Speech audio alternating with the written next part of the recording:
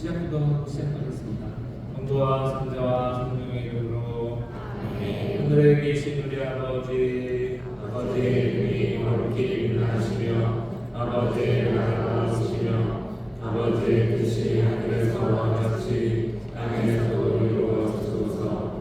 오늘 저희에게 일용할 양식을 주시고 저희에게 잘못한 일을 저희가 용서하오니 저희 죄를 용서하시고 저희를 유혹에 빠지지 않게 하시고 악에서 구하소서. 아멘. 성부와 성자와 성령의 이름으로 아멘. 안녕하세요. 예, 반갑습니다. 방금 소개받은 저는 가톨릭 평신도 신학자 주원준 토마스 아퀴나스라고 합니다. 여기 동탄 반송동에 와서 여러분들하고 이제 견진 강의 1시간 동안 하게 됐는데요. 일단 강의 허락해 주신 우리 서영훈 미카엘 신부님한테 크게 감사드리고 또 이렇게 제가 사실은 제 고향이 여기서 이렇게 경기도 안성이거든요. 그래서 이렇게 제가 어렸을 때 화성은 그렇게 막 이렇게 사람이 많이 사는 곳이 아니었어요. 근데 지금 이제 완전히 이제 좀 달라졌는데 하여튼 그래서 이렇게 경기 남부 정서랄까 뭐 이런 거에 조금 익숙한 사람인데 그래서 저는 견진도 사실은 수원교구에서 받았어요. 고등학교 다닐 때. 사실은 태어난 건 서울인데 저희 할아버지가 여러분 서울의 약현성당이라고 아세요? 약현성당 전교회장님이셨어요. 그래서 이제 대대로 가톨릭 집안이죠. 그래서 이제 그렇게 살다가 아버지 직장 때문에 이제 안성에 와서 이렇게 살다가 다시 거기서 이제 견제를 받은 거죠. 그래서 제가 여기 오면서 제가 옛날에 안성에서 견진 받았는데 화성에 견진기열이 오는구나 생각을 해가지고 조금 재밌었고 또 뭔가 좀 선비 같기도 하고 좀 그런 생각이 좀 들었습니다. 저는 이제 구약성경을 이해하는 키워드라는 주제로 여러분들한테 1시간 강의를 준비해 왔는데 여러분들은 그냥 편안히 들으시면 됩니다. 그 대신 이제 제가 뭐 이렇게 옛날 같으면 A4용지 한 장 이렇게 드리는데 이거 안 드린 이유가 이 PPT를 준비해 왔거든요. 그런데 요즘 이제 좋은 게 다 핸드폰을 들고 있기 때문에 여러분들이 이거 좀 괜찮은 것 같다 그러면 핸드폰으로 찍으시면 됩니다. 그래서 핸드폰으로 찍으시면 이렇게 버스를 타거나 직장에서나 집에서나 다시 한번 쳐다볼 수 있고 또 이렇게 좋은 또 생각도 할 수 있고 하니까 이제 편안하게 들으시면서 핸드폰도 찍으시면서 그렇게 들으시면 되겠습니다. 자, 여기 여러분 앞에 있는 분 누구시죠? 레오 14세 새로 나온 우리 교황님이십니다. 교황이라는 말도 있고 교종이라는 말도 있는데 둘 다 공식 용어예요. 그래서 이제 교황이라는 말 그만 쓰자 이런 얘기가 좀 있었어요. 교회 안에. 왜냐면 옛날에 이게 황이 좀 너무 권위주의적이고 우리나라에 좀 안 맞는다고 해서 교종으로 쓰자. 그런데 우리 워낙 익숙한 용어이기 때문에 당분간은 두 개를 그냥 둘 다 공식 용어로 쓰자 해서 저도 사실은 교황이라는 말을 너무 오래 써서 입에는 교황이라는 말이 듣는데 교종이라는 말이 더 맞는 것 같아서 의식적으로 교종이라고 쓰려고 합니다. 자, 레오 14세가 어느 수도의 출신이시죠? 아세요? 아우구스티노의 출신이세요. 그래서 레오 14세 새로 되신 분이 교황 문양을 보게 되면은 그 밑에 라틴어로 인 일로 우노 우눔 이렇게 해서 그분 안에서 한 분 안에서 우리는 하나 이제 이건 표현이신데 교황 문양을 보게 되면은 여기 그 열쇠가 두 개가 이렇게 엇갈려 있죠. 이게 교황 문양에만 쓰는 거예요. 그러냐 이제 천국의 열쇠와 지상의 열쇠를 이제 주셨다는 성 베드로한테 주셨다는 그 말씀 때문에 우리 이제 주교님들도 그렇고 추기경님들도 그렇고 문양을 보게 되면 헷갈리는데 교황 문양은 뭐가 다르냐? 저 위에 상중관하고 열쇠 두 개가 엇갈린 거. 그건 이 교황 문양인데 거기 보게 되면 제가 이제 세교황님 오셔가지고 요즘 강의할 때 이 앞에 이걸 좀 설명을 드리고 있는데 방패 안에 상징이 두 개가 있죠. 오른쪽 아래에 있는 건 뭐 같아요? 책의 심장이죠. 네, 사람 심장을 꿰뚫는 거예요. 그래서 이거는 성 아우구스티노회이시기 때문에 아우구스토의 그 출신의 주교님들한테는 다 알고 있어요.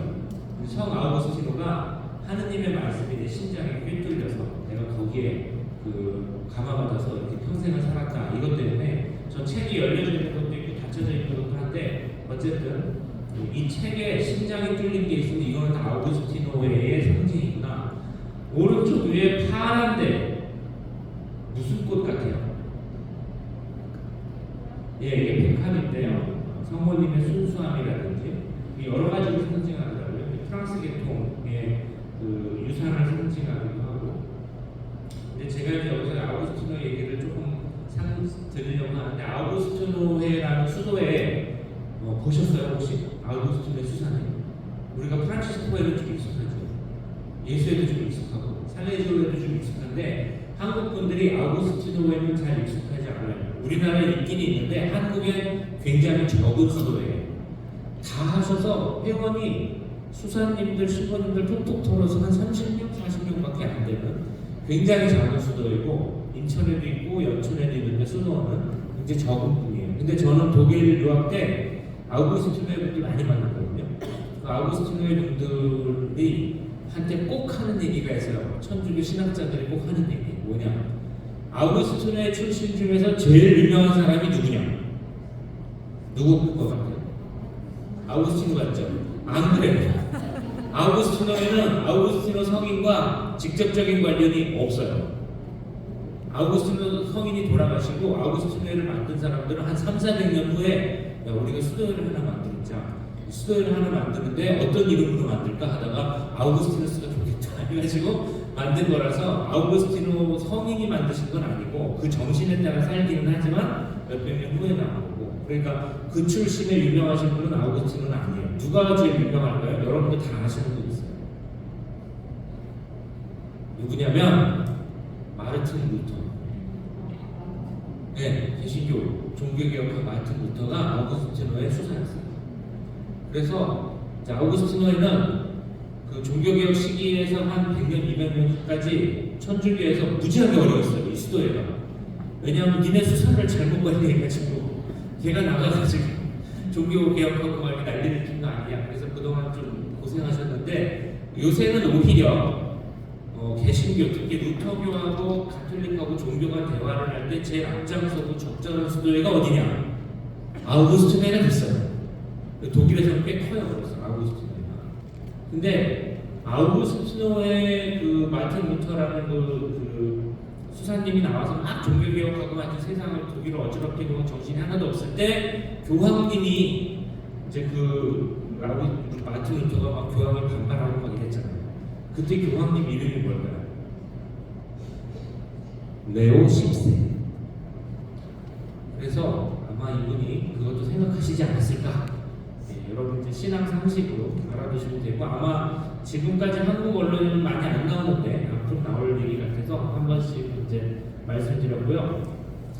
자 이제 간단하게 서두에 제가 교황님 얘기 드리고 제 얘기를 잠깐 드리려고 하는데 요즘 평화방송에서 제가 이거 하고 있거든요. 근데 아무도 몰라요. 평화방송을 안 보셔.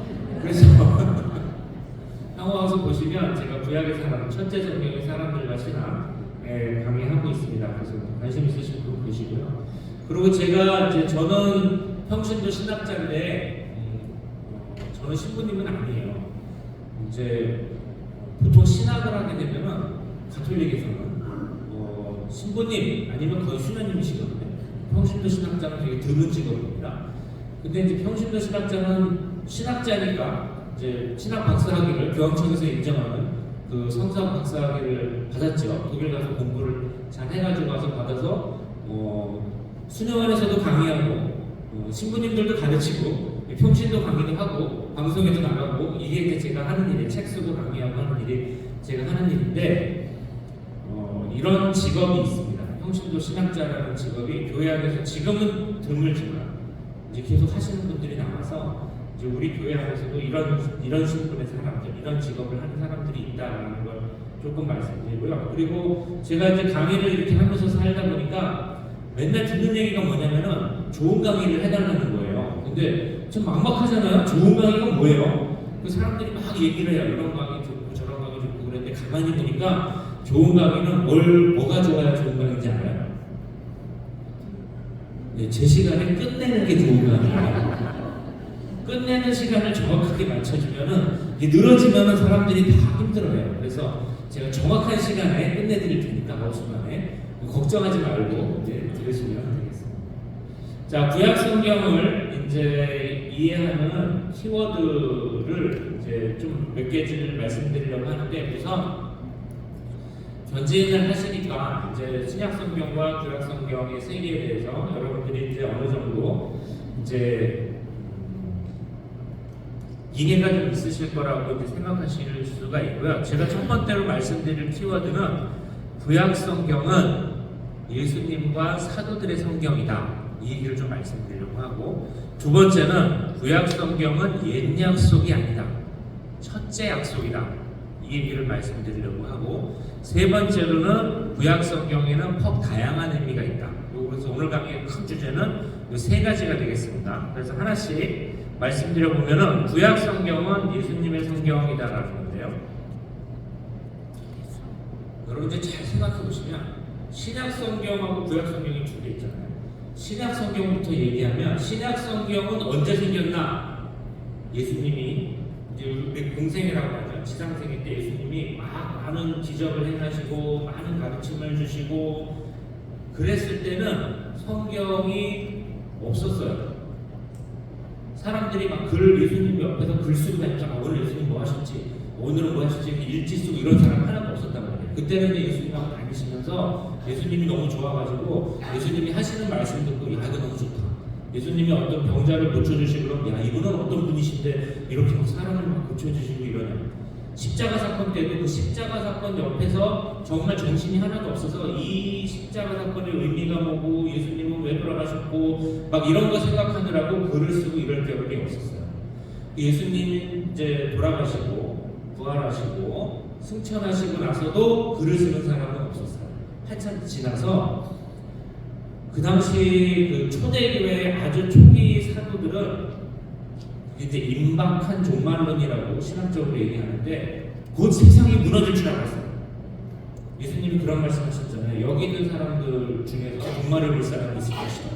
이 말씀 때문에 아 이제 그 망하고 예수님이 이제 우리를 다 구원하러 오시는구나 이렇게 생각을 했는데 그렇게 안 됐죠.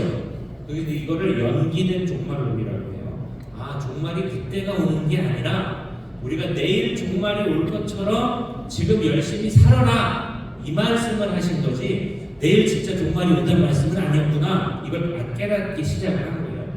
그러니까 아 그러면은 벌써 그때 사도들의 나이가 할아버지가 됐어요. 이렇게 깨달을 때쯤에. 그러니까 예수님의 말씀을 남겨야 되겠다. 우리가 지금 우리 아들들, 우리 딸들 이 사람들이 전부 알아들을 수 있도록. 그래서 예수님의 말씀을 이제 기록해 두기 시작을 했어요. 그래서 신약 성경의 본문 중에서 제일 먼저 나온 본문은 고린도 1서의 일부라고 생각을 해요. 서간이 먼저 나온 것 같은데 그때가 AD 한 50년, 55년쯤 된다고 봐요. 잘 생각해 보세요. 예수님이 0년에 태어나셔서 30살에 그리고 33살에 공생활 시작하시고 33살에 이제 돌아가시고 부활하셨단 말이에요. 그러니까 AD 한 55년쯤 되니까 적어도 한 20년쯤 지나서 글을 쓰기 시작을 할 거예요. 그리고 마르코복음서 이런 책이 나온 게 AD 한 60년, 70년이에요. 그러니까 예수님을 직접 체험했던 일대 제자들, 사도들이 신약 성경을 적은 건 맞아요. 그런데 여기 좀 늦게 나왔다는 거예요. 신약 성경. 그래서 언제까지 나왔냐? 그래서 한 AD 한 120년 내지는 길게 보는 학자는 200년까지는 보지만 적어도 1, 2세기 안에 다 나왔어요. 그러니까 신약 성경은 예수님의 지상생애 때는 없었던 책이고 나중에 사도들이 만드신 기술하신 책이다. 그래서 이렇게 말할 수가 있습니다. 예수님은 신약 성경 안 읽어보셨어요. 그쵸? 이게 성서학 기초 시간에 학생들한테 제가 늘 이거 착각하지 말아라. 신약 성경은 예수님이 읽어보신 성경이 아니라 신약 성경에 일어나는 많은 일들은 제일 잘 아시는 분이 누구예요? 예수님이에요. 직접 하셨으니까. 하지만 그 본문, 그 글을 읽어보신 것은 나중에 부활하셔가지고 하늘나라에서 다 아셨겠지만 이제 직접 보신 적은 없으시다고 합니다.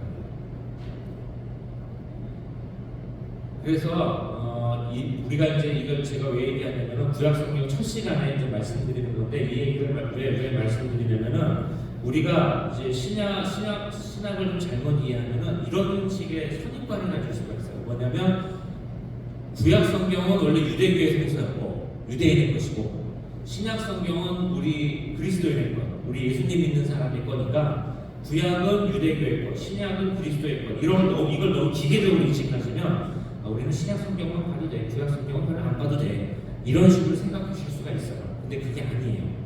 구약 성경이야말로 예수님의 성경이에요. 왜 그러냐면 예수님은 신약 성경 본문을 읽어보신 적은 없지만 예수님이 성경을 굉장히 자주 인용하세요. 그때 성경은 다 뭐예요? 구약 성경.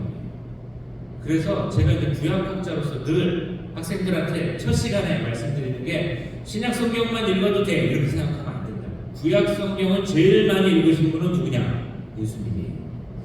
구약 성경을 깊이 읽으시고 구약 성경에 드러난 많은 하느님의 가르침이 진짜 왜 주셨고 어떤 의미이고 우리가 그것을 어떻게 알아들어야 되는가, 어떻게 묵상해야 되는가, 어떻게 실천해야 되는가, 이거를 제일 잘 보여주신 분이 누구냐면은 예수님이에요. 예수님이 성경을 아주 잘 인용을 하시는데 예수님이 보게 되시면 이제 언제 성경을 많이 인용을 하시냐면 예수님이 이제 대표적으로 제가 몇 가지만 가져왔는데 이거 말고도 엄청나게 많아요. 신약 성경 보시면 굉장히 많은데 예수님이 광야에서 유혹을 받으실 때 공생활 시작하실 때 광야로 들어가서 40일간 이제 단식하시고 그런데 악마가 나타나가지고 마귀가 예수님한테 3가지 유혹을 하잖아요. 빵을 바꿔봐라, 여기서 뛰어내려봐라 이렇게 하는데 그때마다 예수님이 뭐라고 그러세요? 성경 구절을 하나 인용을 하셔가지고 성경에 이렇게 쓰여있지 않느냐, 그러니까 마귀 너는 물러가라 이렇게 3번 말씀하시거든요. 그때마다 성경을 인용하세요. 예수님이 곧잘 성경을 인용하세요. 자주 성경을 인용하시는데 그때 예수님이 인용하신 성경은 100% 구약 성경입니다. 그 다음에 예수님이 이제 이런 말씀도 잘하세요. 어떤 기적을 행하시거나 어떤 가르침을 주시거나 변호사한테 이런 식으로 기적을 이렇게 행하셨을 때 많은 사람들이 특히 이제 마르코복음서에 자주 나오는데 잘 못 알아들어요. 이게 무슨 뜻이지? 사람들이 놀랐다 그러고 좋기는 좋은 것 같고 대단한 것 같은데 그 깊고 원래 우리가 알아야 되는 참 의미를 그 즉시 깨달은 사람은 별로 없어요. 나중에 가서야 좀 깨닫게 되는데 그래서 사람들이 우왕좌왕하고 있을 때 예수님이 아이고 이렇게 가르쳐줘도 이렇게 잘 못 깨닫는구나 라고 하시면서 하시는 말씀이 뭐냐면 성경 말씀을 하나 인용하시고 그 말씀이 지금 너희에게서 이루어졌다 이렇게 가르쳐 주시거든요. 그때 예수님이 인용하시는 그 말씀이 다 뭐예요? 구약 성경의 말씀이에요. 그 다음에 예수님이 이제 여기는 안 썼지만 예수님하고 구약 성경의 어떤 구절을 가지고 제일 많이 토론한 사람은 누구냐면은 바리사이들이에요. 바리사이들이 와갖고 예수님한테 구약 성경의 어떤 부분을 꼬고 이리 꼬고 저리 꼬고 해가지고 예수님을 궁지에 몰아넣어서 예수님을 함정에 빠뜨리려고 이상한 질문을 많이 해요. 그럼 예수님이 굉장히 탁월한 방법으로 한 큐에 이렇게 물리치는 장면이 우리 성경에 많이 나오는데 그때 예수님이 너희들은 구약 성경을 잘못 이해하고 있다. 너희들은 참 잘못 알고 있다. 이렇게 이제 바리새인들한테 얘기해 주시는 장면이 많이 있습니다. 그때도 전부 예수님은 구약 성경을 인용하세요. 그래서 첫 번째로 구약 성경은 누구의 성경이다? 예수님의 성경입니다. 이걸 우리 그리스도인들이 정확하게 알아야 돼요. 이게 첫 번째 키워드고요. 두 번째 말씀은 이거예요. 예수님의 중요한 성경일 뿐만 아니라 사도들의 성경이기도 해요. 그러니까 처음에 구약 성경, 신약 성경의 본문이 완전히 정리되지가 않았을 때 예수님의 가르침을 이렇게 사도들이 이제 보니까 그때는 이제 우리 그리스도 삼위일체라든지 이런 거 교회론이라든지 이런 게 정리가 잘 안 돼 있었을 때라서 처음에 좀 보게 되면 사도행전도 그렇고 사도들이 좀 우왕좌왕한 것 같이 보일 때가 있거든요.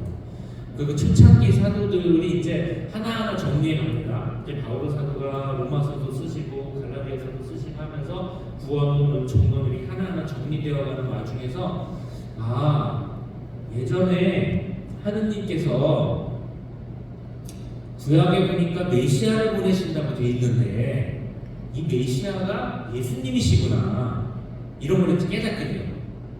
구약에 보게 되면 하느님의 아들을, 사람의 아들을 보낸다고 에제키엘서에 그렇게 많이 써 있는데 사람의 아들을 보내신다고 하는데 가만히 보니까 예수님이 그 동정녀의 아들로서 그분이 예수님인가 보다 이걸 깨닫게 돼요.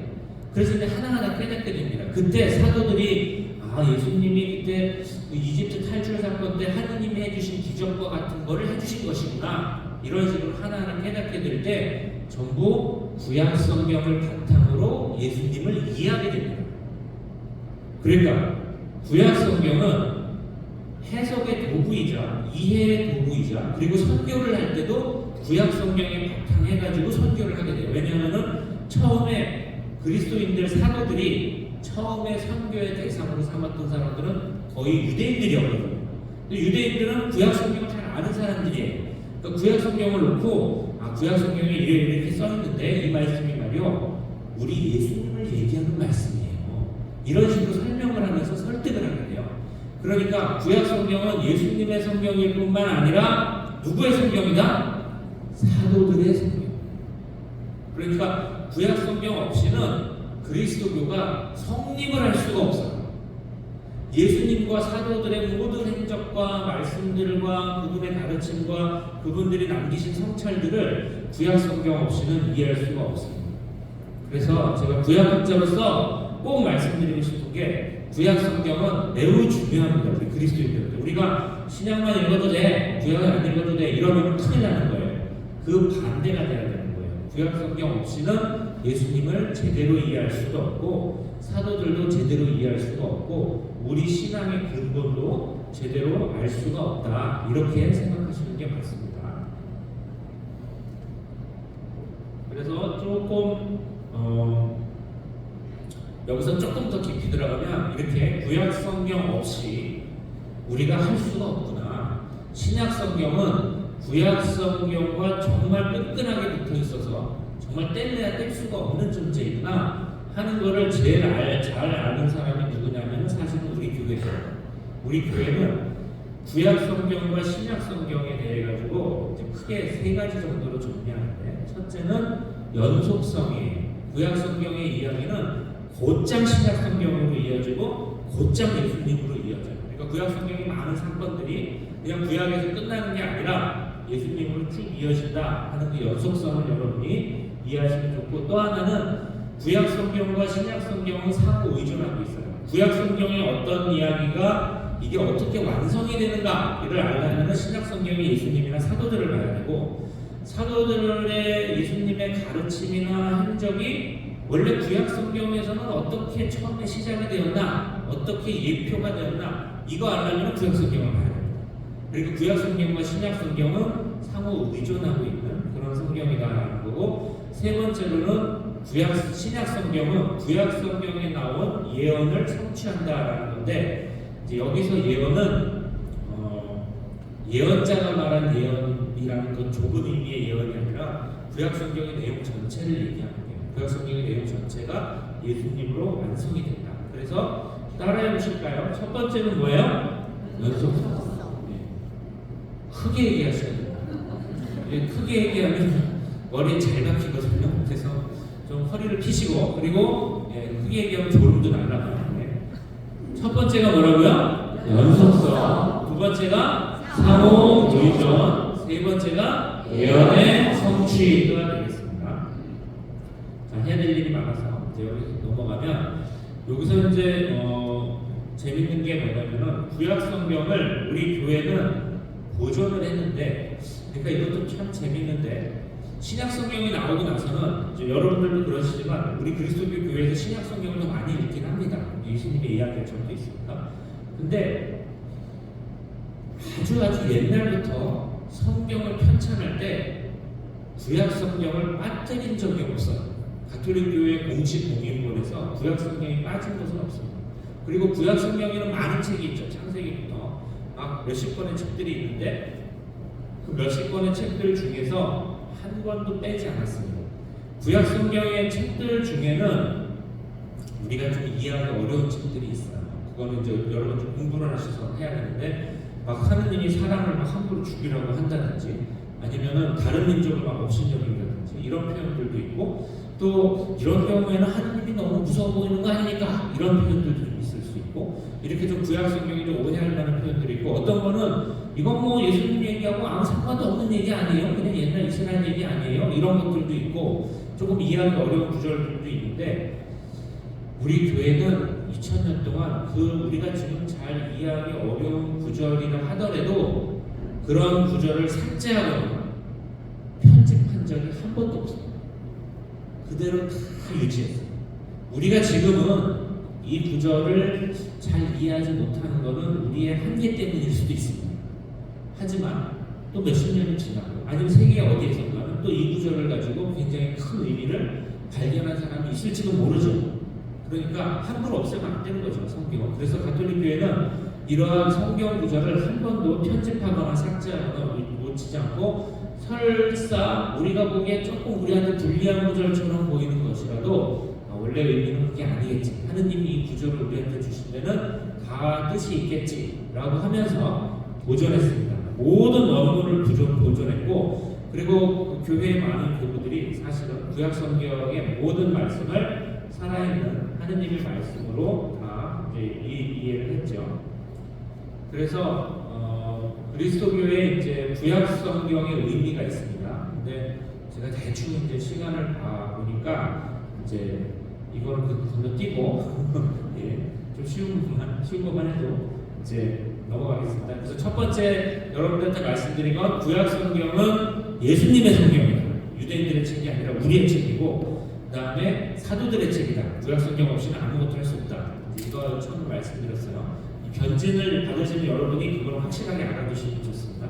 두 번째로 말씀드릴 건 구약 성경의 다양한 이름입니다. 지금은 구약 성경이라는 말을 여러분이 아주 당연하게 쓰고 계시는데, 원래 그렇지는 않았습니다. 구약 성경은 이름이 좀 많은 책이에요. 역사에 따라 가지고 또 시각에 따라 가지고 여러 가지 이름으로 불리는 책입니다. 구약 성경의 가장 오래된 이름, 그러니까 생각해 보시면 구약 성경은 옛날 약속이고 신약 성경은 새 약속이잖아요. 그럼 새 약속이 나오기 전에는 이 책을 뭐로 불렀을까요? 신구는 상대적인 개념인데, 예수님 나오기 전에 이 책의 이름을 불렀을 거 아니에요. 그게 뭐라고 불렀어요? 네, 앞에 써있죠. 토라라고 했습니다. 유대인들이 부르는 이름이에요. 그래서 토라라는 말은 율법이라는 뜻도 있고, 구약성경이라는 뜻도 있고, 가르침이라는 뜻도 있고, 그래서 히브리어의 토라 항목을 보게 되면 열 몇 개 뜻이 있습니다. 그제 이름 의미가 큰 단어인데, 구약성경을 토라라고 불렀어요. 그런데 요거는 이제 유다인들이 자기들끼리 토라라고 부르는 이름이고, 이집트라든지 이런 나라들에서 유다인들을 이렇게 보니까, 유다인들이 이제 디아스포라로 해가지고 이집트 알렉산드리아라든지 레오토폴리스 이런 데 많이 와서 살았거든요.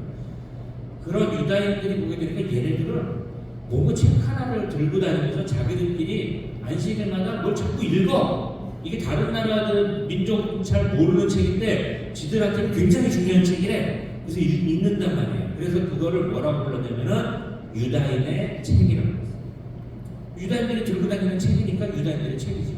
그러니까 다른 나라 사람들은 토라라는 말도 모르고 또 히브리어도 모르고 그 내용도 잘 모르고 그러니까 그냥 유대인들이 들고 다니는 책이래. 그래가지고 유다인의 책이라고 불렀어요. 그게 이제 유다인의 책이라는 이름인데, 그래서 구약 신약 시대에, 예수님 시대에는 토라라는 말보다는 유다인의 책이라고 많이 불렸습니다. 그런데 이제 예수님, 아까 말씀드렸듯이 예수님의 사건이 있고 예수님이 승천하시고 나서 사도들이 이제 책을 적기 시작을 했고, 그래서 이제 많은 책들이 생겼어요. 그러니까 이 책을 가만히 있어요. 이게 처음에 이제 그리스도인들은 유다교의 일파라고 생각을 했거든요. 그래서 모인들도 시나고그에서 있는 거예요. 근데 이제 유대인들이 가만히 보니까 저 예수라는 사람을 쫓아다니는 그 예수의 제자라고 하는 사람들을 보니까 우리가 안 읽는 책을 읽어. 우리는 창세기도 읽고 탈출기도 읽고 읽는데, 그것도 쟤네들이 읽는데 무슨 책을 읽냐면은 사도 바울의 편지를 보거나 예수님의 말씀이 적힌 복음서를 보거나 그 책들은 복음서나 서간들은 유다인들은 안 보는 책이거든요. 이게 이제 신약 성경이 된 거예요, 나중에. 근데 이 책들이 쟤네들만 있는 책이 있어. 근데 좀 보니까 뭐 예수님의 행적이라고 적혀 있고, 뭐 바오로가 무슨 편지도 있고, 베드로가 뭐 하는 것도 있고, 행전도 있고 여러 가지 책이 있어. 그리고 그때는 지금은 성경에 들어와 있지 않지만 외경도 많이 봤습니다. 그래가지고 우리는 지금 사도행전밖에 없지만 베드로행전도 있었고, 야고보행전도 있었고, 복음서도 야고보 복음서 막 이런 거 있었고, 그런 것들이 번역돼 있으니까 찾아서 보시면 되는데, 하여튼 그런 것들은 나중에 정경은 안 됐지만 그 당시에 같이 다 봤던 책이에요. 그래서 이 책들을 뭐라고 부르냐? 유대인들이 안 보는데 예수님의 제자들이 보는 책, 그 책은 그리스도인의 책이라고 했습니다. 제가 여기 안 썼지만, 그래서 유다인의 책, 그리스도인의 책, 이렇게 두 개를 불렀어요. 그 당연하죠. 유대인들이 보는 책이니까 유대인들의 책이고, 예수님을 따르는 그리스도인들이 보는 책이니까 그리스도인의 책, 이렇게 불렀는데, 나중에 그리스도인들이 이렇게 부르지 말고 예전에 하느님이 해주신 옛날의 약속이니까 구약성경, 그리고 예수님이 오셔서 새로운 약속을 주셨으니까 신약성경, 그래서 올드 테스타먼트, 뉴 테스타먼트 이렇게 부르는 게 한 3, 4세기 되고요. 우리가 한 1700년 정도 이제 구약성경, 신약성경 이렇게 부르고 있는 거죠. 그래서 구약성경이라는 책은 이름은 이렇게 좀 후대에 나왔지만 우리가 제일 익숙한 이름이 되었다. 그런데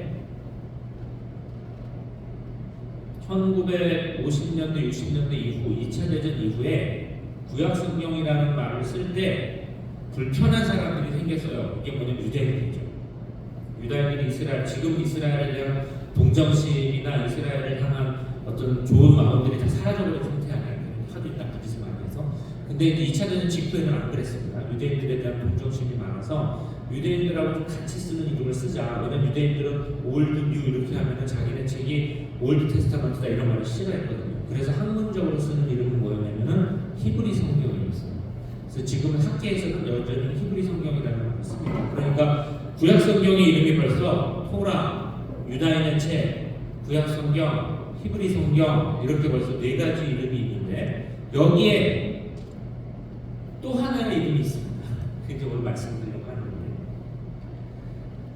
이거는 1990년대나 그때부터, 아니 90년대 한 중반 후반부터 독일 쪽에서 학자들이 이제 얘기하기 시작한 건데 점차 퍼져나가고 있는 거예요. 이게 뭐냐면 현대인들의 어감이 바뀌었다는 겁니다. 이 언중의 어감이 바뀌었다는 건데, 예전에는 말이에요, 올드하고 뉴, 옛 것과 새 것이 있으면 사람들이 옛 것은 옛 것대로 좋고 새 것은 새 것대로 좋다는 생각이 있었어요.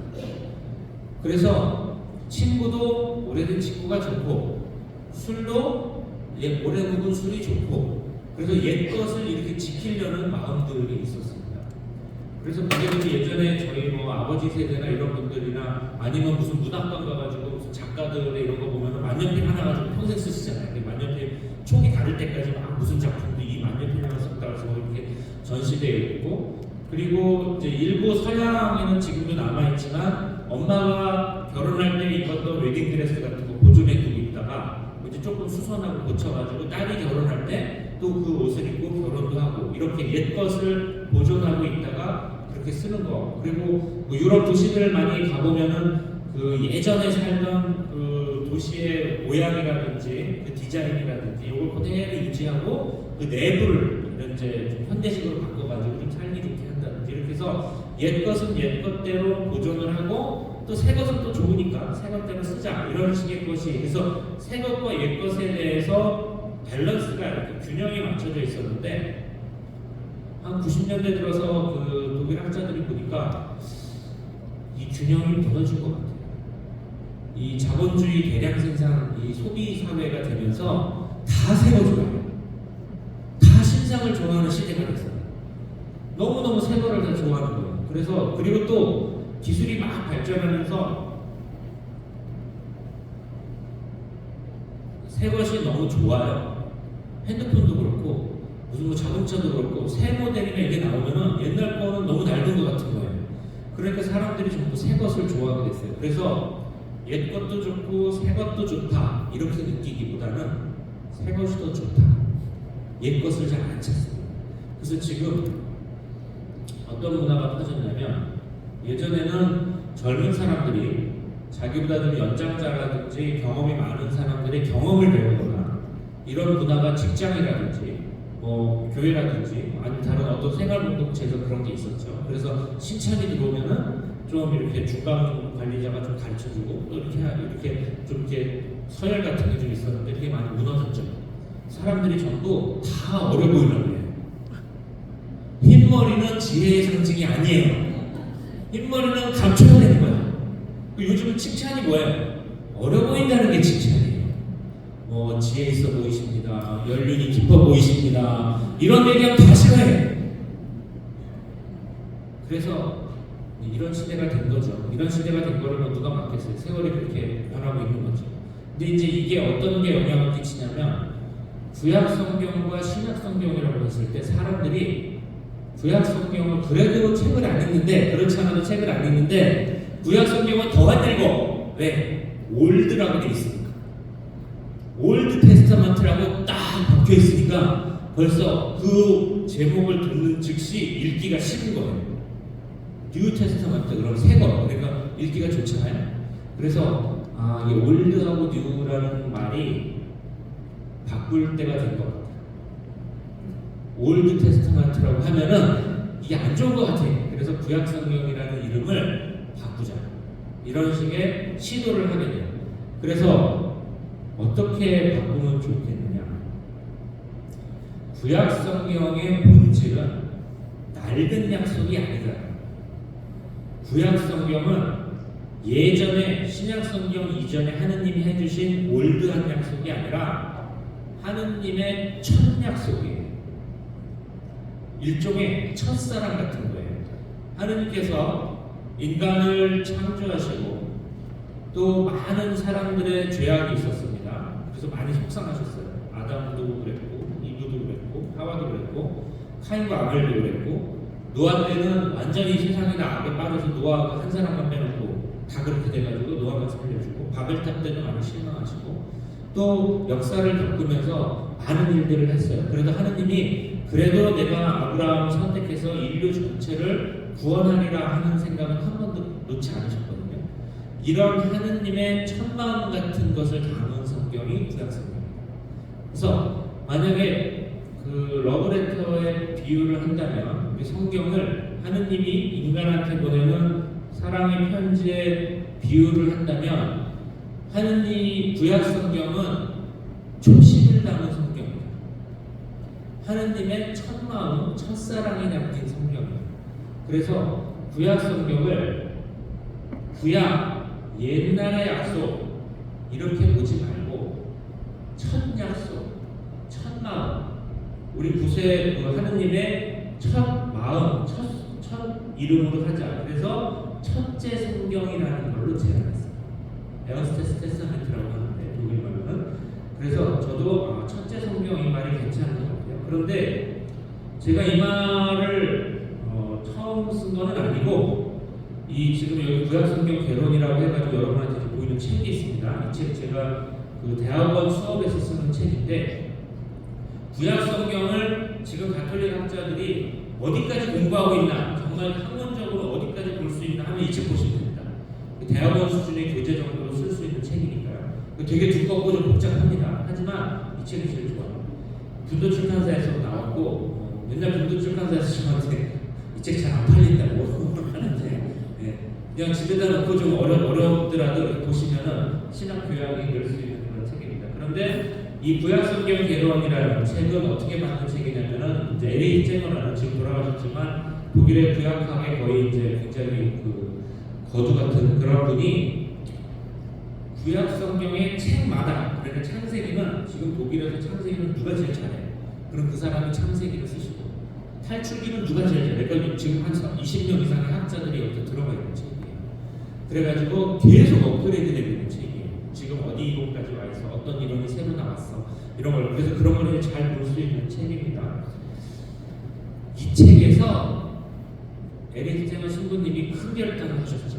이 책은 제목을 제외하고는 구약 성경이라는 말을 한 번도 쓰지 않습니다. 전부 첫째 성경이라고 했어요. 이런 책이 벌써 나올 정도로. 그래서 한국 번역도 이 책, 그래서 제목은 구약 성경. 왜냐하면 첫째 성경 개봉은 너무 이상하니까 지금 구약 성경 개봉이라고 써놓고 책 앞머리에 내가 왜 이 책에서 구약 성경이라는 이름을 안 쓰냐면은 하면서 지금 제가 드린 설명이 앞에 나와 있습니다. 그리고 나서 첫째 성경이라고 쓰고 있어요. 그래서 이 첫째 성경이라는 말은 이미 학계에서는 쓰고 있다라는 걸 이제 말씀드리고요. 첫째 성경은 이런 의미가 있을 수 있겠습니다. 이게 이제 구약 성경은 우리 그리스도교의 경전이면서 사실은 인류의 경전 중에서 거의 제일 오래된 축에 속합니다. 그러니까 첫째 성경이라는 말은 하나님의 첫 마음을 담은 성경이면서 동시에 인류의 가장 오래된 성경이기도 합니다. 그리고 이제 우리 신앙인들한테 제일 중요한 것은 하느님의 첫 마음, 하느님의 첫사랑의 내용을 볼 수 있는 성경이다. 아마 예수님의 성경이라는 것과 함께 생각을 하시면 하느님의 첫사랑은 예수님의 마음으로 이어지는데요. 그렇게 이해하실 수 있습니다. 그리고 현대인에게 구약 성경이라는 말보다는 조금 더 다가갈 수 있는 첫째 성경이라고 조금 매력적으로 들릴 수 있는 말이다. 그래서 첫째 성경이다. 그래서 자, 구약 성경의 이름이 처음에 뭐였다고요? 토라. 기억력 좋으시네요. 보통 많이 까먹으시는데 토라였고, 두 번째 이름은 뭐였어요? 유다인의 성경이라는 이름이 있었습니다. 그 다음에 또 어떤 이름이 있어요? 많이 쓰는 이름은 구약 성경. 그 다음에 학자들이 요즘 쓰는 이름은 히브리 성경. 그리고 다시 어떤 새로운 제안으로 하는 이름은 첫째 성경. 그렇게 이제 이해하시면 될 겁니다. 그리고 이제 첫째 성경이라고 하는 건 지금 당장 우리 교회의 공식 용어를 첫째 성경으로 다 바꿉시다, 이런 의미는 아닙니다. 공식 용어는 공식 용어대로 쓰시고, 일단의 구약 학자들이 이런 식의 시도를 하고 있다, 학계에서는 이런 시도가 있다라는 것을 일반 평신도 분들도 이제는 신학 교양 정도로 알아두시면 좋을 것 같아요. 그래서 제가 방송에서도 얘기하고, 그 다음에 여기 이렇게 와서도 여러분들한테 말씀드리는 이유가, 이제 우리가 평신도들이, 저도 이제 평신도 신학자입니다만은, 평신도들이 위에서 누가 알려주는 것만 하나 알면 돼, 이렇게 하시는 것보다는 조금 더 신호달리다 쓰시되 주체적으로 좀 신자 교양서도 좀 보시고, 조금 더 좀 높은 수준의 책을 좀 읽으시면서 교양을 쌓아가시면은 앞으로는 교회 안에서나 이런 데서 더 많이 역할을 하실 수가 있지 않을까, 그런 의미에서 말씀드렸고요. 자, 우리가 이제 구약 성경이라고 하고 첫째 성경이라고도 하는 이제 이 마지막 주제를 말씀드리면, 이 책이 무척 다양합니다. 구약 성경은, 이 첫째 성경은 하나의 책이라기보다는 도서관에 가깝습니다. 신약 성경도 마찬가지지만 그 다양성이 구약 성경이 훨씬 큽니다. 어떻게 크냐? 신약 성경은 아까 말씀드린 대로 한 첫째 본문이 나오고, 그 본문이 우리가 요한복음서나 만들어진黙示録의 제일 마지막 본문이라고 생각하는데, 그게 한 120년, 나중에 길게 잡아서 200년까지 나온다고 보더라도 대충 잡아서 100에서 150년 동안 모든 책이 다 나왔어요. 그리고 신약 성경은 하나의 언어로 되어 있습니다. 그리고 신약 성경의 복음서의 예수님은 그 이스라엘, 지금 이제 작은 땅이죠, 거기만 이제 돌아다니셨고, 제자들도 많이 가봐야 소아시아 지방, 그 에페소라든지 고린도라든지 아니면 그리스, 그 정도까지만 간 책입니다. 근데 구약 성경은, 구약 성경이 다루는 역사가 우리가 탈출기부터만 따져도, 탈출기가 기원전 한 12세기, 13세기 정도에 일어나거든요. 1300년의 역사를 다루는 책이에요. 그 신약 성경은 한 100년, 150년 다룬다고 보면 됩니다. 구약 성경은 창세기 뺀 거예요. 창세기 빼고도 1300년이 됩니다.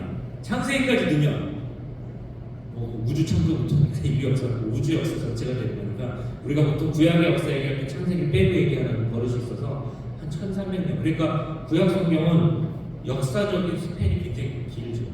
지리적으로 볼까요? 아브라함이 어디서 시작하죠? 이라크 지방이죠. 지금 우르에서 시작을 해서 시리아, 하란을 거쳐서 가나안 땅으로 들어오죠. 그 가나안 땅으로 와서 아브라함이 잠시 어디로 가요? 이집트로 갑니다. 그리고 다시 돌아오죠. 그러고 나서 이제 주로 시리아 팔레스타인 지방에만 있다가 아브라함의 그 후손들이 나중에 이제 야곱하고 요셉이 창세기 끝날 때 어디로 가요? 이집트로 들어갑니다. 그러니까 구약 성경은 이스라엘만 다루는 책이 아니에요. 구약 성경의 어느 부분은 지금은 여기, 그리고 나중에 이집트로 간 백성이 어디로 나오죠? 이집트를 탈출하죠. 그래가지고 탈출기부터 민수기, 레위기, 신명기까지는 어디에 있는 거예요? 광야에 있는 거예요. 그죠? 그 신명기 마지막 끝나고 여호수아기로 넘어가면서 그 땅으로 들어가죠. 그러니까 모세오경은 창세기를 빼면 이스라엘 땅에서 일어나는 이야기가 하나도 없습니다. 창세기에서도 아브라함하고 이삭하고 야곱도 아람 땅도 갔다가 어디로 갔다가 어디도 갔다 이러지 그 땅에서는 있지 않고, 그리고 이제 이스라엘 땅으로 들어갔죠. 근데 이스라엘 땅에서 처음에 좀 잘했는데 하느님한테 거역하고 바알을 섬기고 가난한 사람도 돌보지 않고 막 이러다 하느님의 분노를 사서 어디로 가요? 유배를 가죠. 그래서 에제키엘에서는 어디로 갑니까? 에제키엘에서의 배경은 바빌로니아입니다. 그리고 바빌로니아 유배가 끝나고 와서 다시 돌아오죠. 그러니까 구약 성경을 읽으실 때는, 신약 성경을 읽으실 때는, 특히 예수님이 이야기 읽으실 때는 여기가 이스라엘 어디겠거니 하고 읽으시면 괜찮아요. 구약 성경은 그렇게 읽으시면 안 돼요. 묵상하실 때 이게 지금 어딘가, 이 양반이 지금 광야에 있는 건지 이집트에 있는 건지 바빌로니아에 있는 건지 이걸 생각하면서 읽으셔야 돼요. 나라가 막 분단됐을 때도 이 예언자가 지금 북왕국에 있는 건지 남왕국에 있는 건지, 북왕국에 있는 사람은 예루살렘 가보지도 못한 사람이죠. 예언서 읽으실 때도 예루살렘에서 주로 활약하는 예언자들은 예레미야, 이사야 이런 분들이고, 주로 변방에서 이 지방에서 활동하시는 분들 미카, 아모스, 호세아는 북왕국 사람, 이렇게 좀 지리적 배경이 다릅니다. 즉 구약 성경, 첫째 성경은 신약 성경에 비해서 다양합니다. 어떤 식으로 다양해요? 지리적으로 다양하고 시대적으로도 다양합니다. 그리고 인물도 다양합니다. 신약 성경에 많은 분들은, 신약 성경은 사실은 뚜렷한 중심이 있어요. 그 중심이 뭐예요? 예수님이에요. 예수님이라는 뚜렷한 중심이 있는데 구약 성경은 그런 뚜렷한 중심이 안 보입니다. 왜? 1300년 동안 사는데 그렇게 많은 지역을 왔다 갔다 하는데 굳이 중심을 찾으라면 하느님이고, 이제 인간적인 중심, 그렇게 예수님 같은 중심은 없어요. 그래서 신약 성경에는 관계가, 신약 성경에 등장하는 대부분의 중요한 사람들은 예수님을 다 알고요, 서로도 다 알아요. 12제자 서로 잘 알죠. 12제자를 따라다녔던 여인들 다 알죠. 이스라엘 사람들, 그 동시에 사람들이 서로 어느 정도는 다 알고 예수님도 알죠. 사도 바울이 조금 특이한 사람이었는데 사도 바울도 알고는 있었어요. 사도 바울이 사도행전 보게 되면 다마스쿠스로 가다가 예수님을 보면 눈이 멀잖아요. 눈이 멀고 나서 내가 여태까지 그 예수님 그 제자들을 탄압하고 다녔는데 이제 그러면 안 되겠다라고 하면 이제 회심을 하게 되고 예수님의 제자가 될 때 예수님의 제자들이 처음에 사도 바울을 잘 안 받아주려고 그러죠. 그 장면이 보고 잠깐 나와요. 그래서 저 형 제가 우리를 맨날 박해하려고 죽이려는 놈인데 갑자기 이렇게 오는 게 혹시 제 믿을만한가? 막 이래가지고 조금 걱정하는 대목이 나오거든요. 이 말은 사도 바울도 제자들을 알고는 있었고 제자들도 저놈이 우리를 탄압하던 놈이었다 이런 걸 알고는 있었다는 얘기니까 신약 성경에 나오는 사람들은 거의 다 알고 있습니다. 서로를 알고 예수님을 중심으로 이제 관계가 짜여지는데, 구약 성경 이런 생각 해보셨어요? 아브라함이 모세를 알았을까요? 모르죠. 모세는 한참 뒤에 사람이에요. 모세가 다윗을 알았을까요? 알 수가 없죠. 다윗은 모세보다 몇백 년 후의 사람이에요. 다윗이 이사야 예언자 알았을까요? 모르죠. 당연히 모르고 다 몇백 년 후의 사람이에요. 그러니까 구약 성경에 앞에 나오는 분들은 대체로 뒤에 나오는 분들을 모릅니다. 100년, 200년 차이 나면 알 수가 없죠. 즉 신약 성경은 모든 인물들이 예수님을 중심으로 딱 뭉쳐있는 반면에 구약 성경은 확 흩어져 있어요. 사람들의 범위가. 즉 신약 성경보다 구약 성경이 다양성이 크다라는 이 다양성에 대해서 더 깊이 말씀드릴 게 있지만 여기서는 이 정도로 하고요. 이제 거의 끝납니다. 그래서 이제 구약 성경은 이제 무엇이 다르냐? 구약 성경은 이렇게 다양하기 때문에 구약 성경에는 굉장히 다른 목소리들이 있어요. 다윗이 하면은 다윗은 그때 그래도 왕 아닙니까? 왕이었으니까 굉장히 괜찮은 위치에 있었을 텐데 룻기 같은 거 보게 되면 룻기는 하여튼 그 사회에서 제일 밑바닥의 요소들은 다 갖고 있어요. 하가르라고 부르신 건데 여자에다가 이방인에다가 굉장히 가난하거든요. 거기다 남자도 없어요. 하가르도 별로 쫓겨나잖아요. 그러니까 굉장히 힘든 존재죠. 그러니까 그 사회에서 제일 어렵고 힘든 존재를 다 모아놓으면은 하가르나 룻기가 돼요. 그러니까 룻기나 하가르하고 다윗이나 솔로몬의 처지는 완전히 달라졌죠. 그러니까 구약 성경은 이렇게 다양한 목소리도 있습니다. 왕 같은 처지도 있고 왕 옆에서 편안하게 살았던 사람들의 목소리도 있지만 왕에 저항했던 예언자들의 목소리도 있습니다. 그리고 이런 사회적인 문제나 계급적인 문제나 정치의 문제라든지 정의의 문제에 대해서 별로 얘기하지 않는 것 같은 그런 지혜문학 같은 것도 있어요. 일상적으로 우리가 지켜야 되는 거 이런 거에 대해서 좀 많이 얘기하는 적도 있고 그래서 구약 성경은 이렇게 목소리가 굉장히 조금 다양하지만 이런 큰 다양성 속에서 구약 신앙의 중심 주제는 과제는 이런 것들을 어떻게 하나의 통합적인 눈으로 볼 것인가 하는 것입니다. 이제 이게 이제 구약 신학의 조금 어려운 점이기도 하고요. 자, 그래서 이제 우리가 여러분들이 구약 성경을 보게 되면서 아까 이제 제가 계속 강조하고 싶은 거는 유다인과 우리 그리스도교인이 구약 성경을 보는 게 어떻게 틀린가 하는 겁니다. 유다인들은 자기네 책이라고 하고 있지만 사실은 우리가 구약 성경을 중요시 생각해야 되는 건 이게 예수님의 성경이고 사도들의 성경이기 때문이거든요. 그래서 구약 성경을 보는 시각이 유다인과 우리가 근본적으로 다른 게 예수님이에요. 지금도 유대인들은 바리새인식으로 봐요. 그래서 제가 유다교 신학을 가지고 구약 성경을 해석하는 걸 별로 안 좋아해요. 그렇게 하면 안 된다고 생각을 해요. 이게 이제 지금 막 이렇게 전쟁하는 것처럼 나타나긴 하는데 바리새인들이 그러잖아요. 예수님한테 와갖고 구약에 어떤 율법이 있냐면 형제가 있는데 큰형이 결혼을 했어요. 근데 죽었어. 그러면 둘째가 결혼을 이미 했어도 큰형의 부인, 형수를 둘째 부인으로 줘야 된다는 법이 있습니다. 형사 취수제라고도 하고 여러 가지 이름으로 부르는데 수원법이라고도 하고 왜 그러냐면 이 법의 이유는 그거예요. 그 당시 사회는 남자 중심의 가부장제 사회였기 때문에 남편이 없으면 여자가 살 수가 없는 상황이에요. 근데 형이 없으면 그 동생이 잠자리를 하건 안 하건 이건 둘째 문제고 그 형수를 두 번째 부인으로 만들어서 그래도 그 아이들도 키우고 자기 조카들이 아니에요. 그 형수가 집안에서 먹고 살 수 있도록 해줘야 된다는 거예요. 큰 형의 유산이 사실은 자기한테 오기 때문에 여자한테 가는 법이 없기 때문에 그 둘째 부인으로 맞아줘야 된다는 겁니다. 그래야지 그 여자도 살고 자기 조카도 살고 가족도 화목하기 때문에 고대 이스라엘에 그런 법이 있었어요.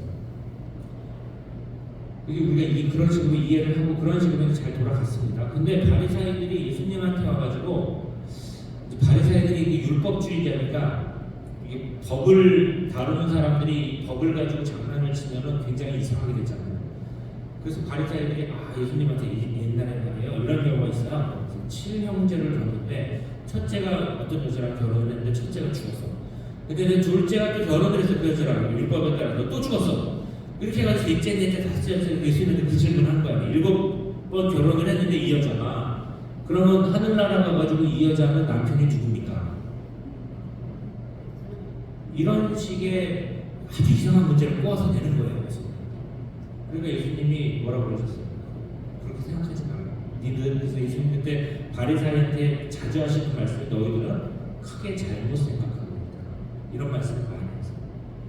하느님이 주신 법의 원리가 원래 그게 아닌데 너희들이 잘못 생각하고 있는 거야. 사도 바울도 율법의 시대는 갔습니다. 이런 얘기를 많이 하시는데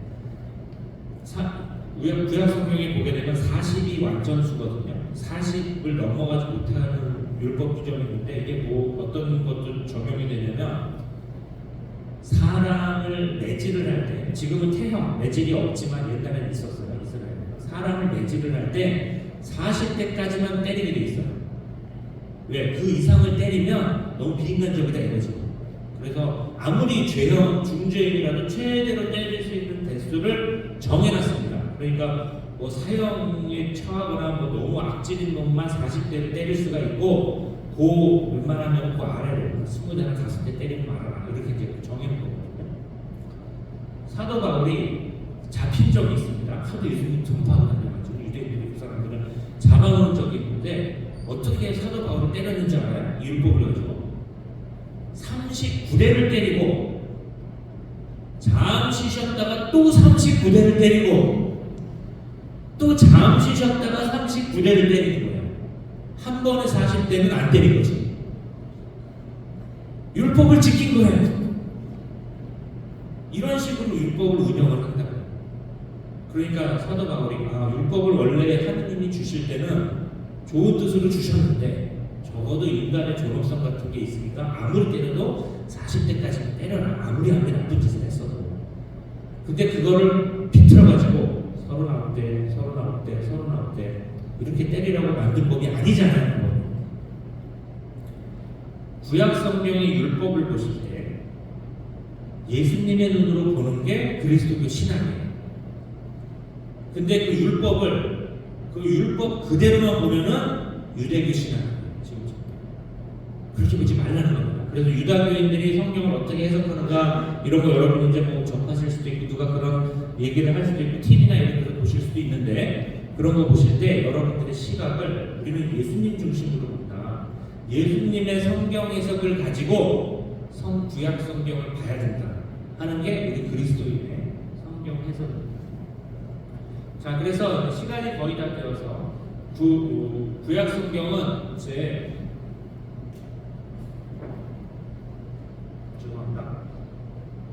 신학의 기초가 되고 예수님의 마음을 읽을 수 있는 성서가 되고 우리 기도의 본보기가 된다. 이런 말씀을 드리는데, 특히 여러분들이 기도는 구약에 따라서 많이 하고 계시죠. 왜냐하면 구약 성경의 시편이 다 기도인데 우리가 이제 미사할 때 화답 속에 굉장히 많이 나오고, 또 여러분이 무슨 피정을 가신다든지 어떤 기도를 하신다든지 이럴 때 굉장히 많이 나오는 게 시편이거든요. 사실은. 그리고 예수님도 굉장히 잘 좋아하셨던 것이고 하니까 여러분들이 기도하실 때 구약 성경이 이제 많이 도움이 됩니다.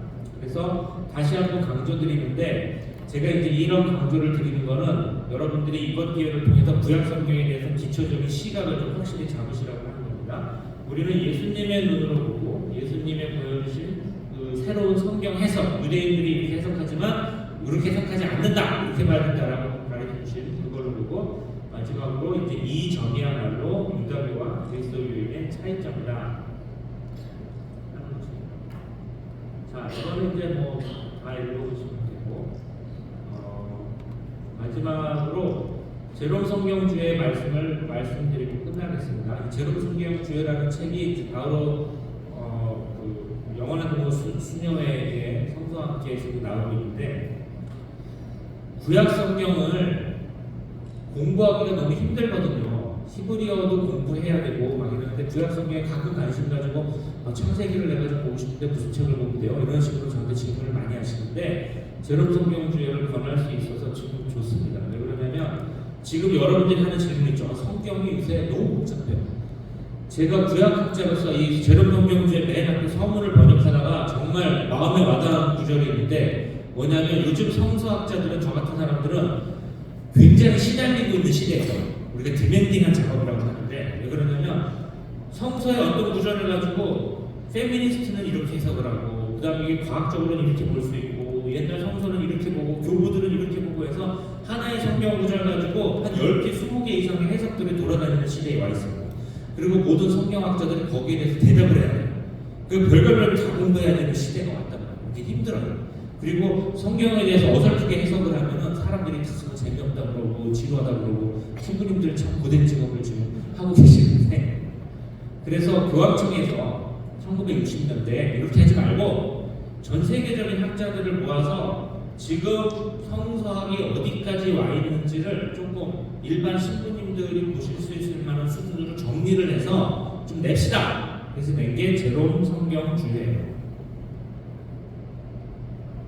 그래서 제롬 성경주에는 1960년대에 하나 책이 나왔는데 그거는 아쉽게도 우리말로 번역되지 못했고 1990년대 한 30년 지나니까 좀 더 많이 새로운 게 나왔어요. 그래서 새롭게 나왔는데 이것도 우리말로 번역이 안 됐고 프란치스코 교황님 시대에 또 한 권이 나왔습니다.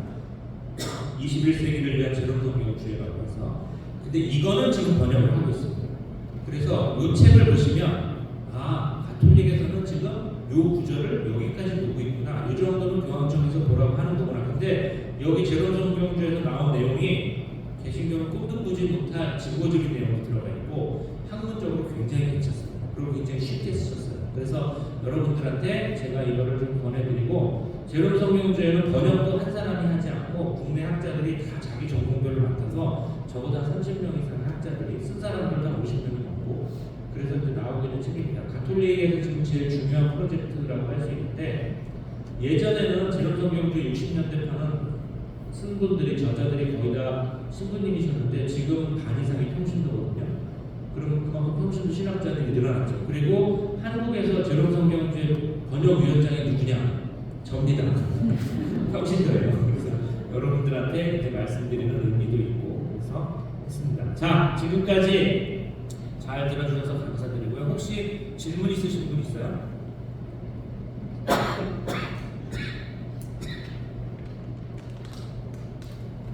보통 질문을 잘 안 하시는데 시간이 다 돼서 질문 안 하시고 빨리 끝내라는 얘기도 안 해듣고 여기서 끝나도록 하겠습니다. 마침 기도로 영광송 같이